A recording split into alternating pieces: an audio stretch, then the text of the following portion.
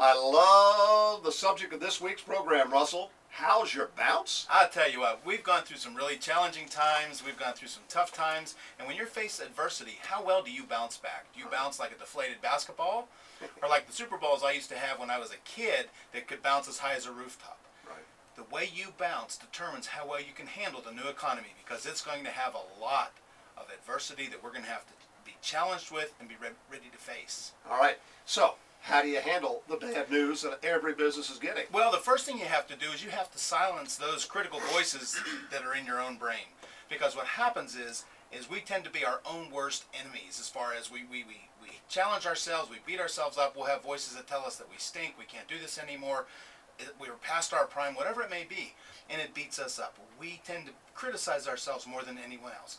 You've got to stop those voices. Believe in what it is that you do well. You can be your own worst enemy. Absolutely can be your own worst enemy. And the thing is, we're all going to fail.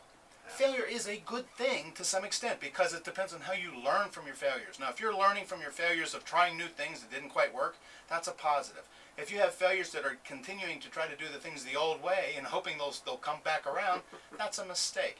I've got some people that say, well, we don't make any failures in our business. I believe that if you're hitting the bullseye every time, you're standing too close to the target and you're not trying enough innovation to really make some changes. Deal with the failure, accept the failure, and see them as lessons and opportunities. You don't learn anywhere as much from success as you do from adversity. You know, the adversity is really the best lesson that we can have. It's a matter of how we see that. So often we get so caught up in our short-term focus that we let these short-term stresses just shut us down. We have lost focus on the goal. We are in business for the long term, not just for the next quarter.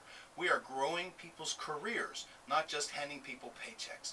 The more a business leader understands how to bounce themselves up from bad times and adversity, we can better teach our employees how to bounce back when they have a tough week, a deadline, maybe even gone through a layoff. It teaches them to understand that there's ebb and flow in every business situation, and that is how you succeed in the new economy.